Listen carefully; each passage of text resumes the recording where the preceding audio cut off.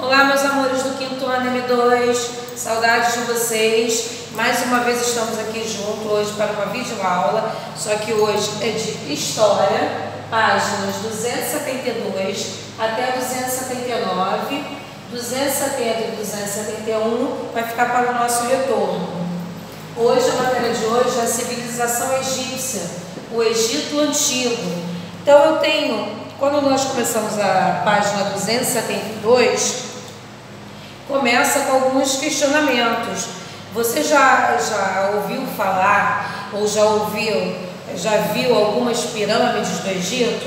Eu trouxe aqui até duas fotos para nós vermos, né, e relembrarmos de pirâmides, né, bem antigas. Na 272 ele pergunta como viviam os antigos egípcios, né? Em filmes, vocês já viram filmes contando alguma história sobre o Egito? Na 270 vem desvendando o mistério do Egito. Então aqui nós vamos falar um pouquinho sobre o Egito. O Egito foi uma das civilizações mais impressionantes que já existiu, né? Eles se estenderam por 3.000 anos. O continente onde eles se localizam é no continente africano, ao nordeste desse continente. No clima de lá, o clima do Egito é um clima seco, paisagens desérticas, né? No Egito se encontra o rio mais extenso do mundo, que é o rio Nilo, né?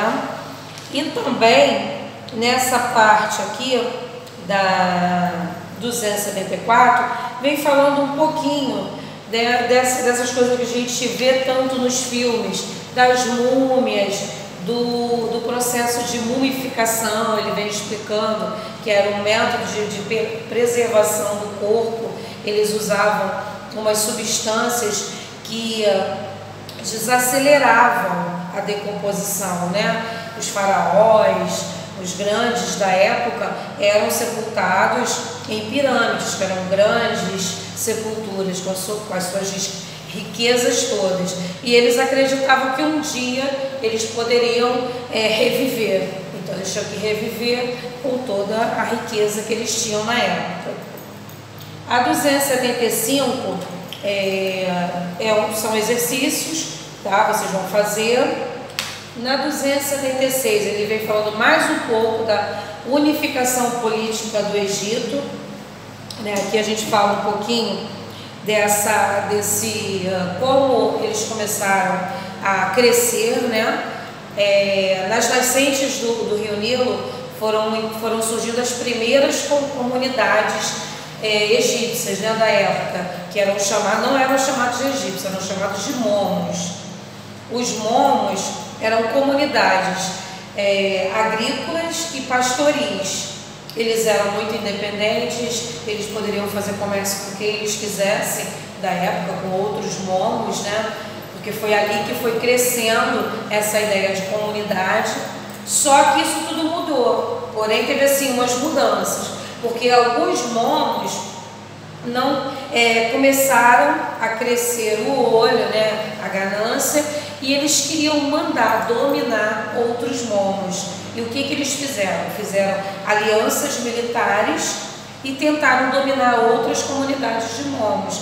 Aí aconteceram muitas guerras, né, e o Egito foi dividido em Baixo Egito e Alto Egito.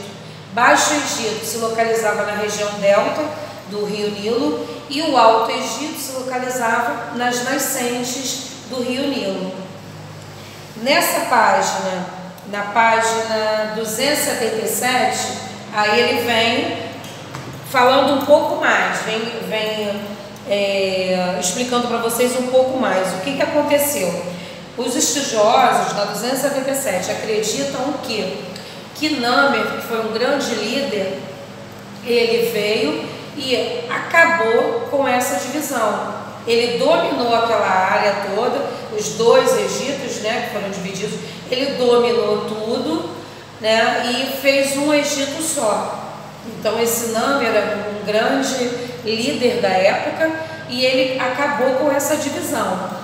Agora, aí o que aconteceu? Começaram os faraós. Os faraós, a gente já sabe que eram considerados deuses vivos, eram grandes líderes, superiores, e todos tinham que obedecê-los, né? Todos tinham que prestar contas a eles, e foi o que eu falei no início. Esses faraós eram deuses, né, da época.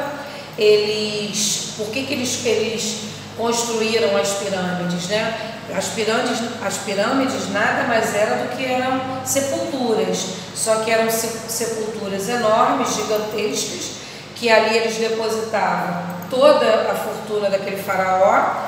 O faraó era mumificado e também era enterrado ali, posto ali, né? Enterrado não, ele era posto, colocado ali, e eles acreditavam que um dia esses faraós iriam reviver e eles teriam que ter toda a sua riqueza de volta. Na 277 nós temos aí o exercício. Na 278, o Rio Nilo e a produção agrícola, que eu já falei para vocês, que algumas comunidades nasceram ali nas margens do Rio Nilo, né? Os egípcios construíram também muitos diques e canais, eles eram muito organizados nisso. Os diques serviam para conter o avanço das águas e os canais serviam para irrigar, né, irrigação de plantações e para o próprio consumo. Os egípcios conheciam muito bem o ciclo anual das cheias e vazantes do Rio Nilo. Aí nós tínhamos lá, na época, tinha os camponeses que se dedicavam à agricultura, né? E nesses períodos de cheia, que eles não poderiam ficar na agricultura, né, por causa do nível da água, eles eram direcionados a outras tarefas, como artesanato, né, outras tarefas ali deles. E eles, como pessoas acham, que foram pessoas escravizadas que construíram as pirâmides, mas foram esses camponeses que construíram as pirâmides dos faraós nessas épocas que eram épocas de cheia, tá? 279, ele explica mais um pouquinho que a agricultura egípcia tinha uma grande vantagem, né, em cima da agricultura mesopotâmica. Por quê? Porque no Rio Nilo tinha uma matéria orgânica muito boa, um adubo muito bom, então ajudava muito nas plantações egípcias. Tá? Aí vem aparecendo na 279, mostrando o que é adubo. Vocês vão fazer esse número 1, tá bom? Não esquecendo que a 270 e 271 é para casa, tá bom, gente? Reler tudo. Vocês agora vão passar marca-texto no que vocês acharem mais importante dessas páginas, tá bom? Fiquem com Deus. Beijos.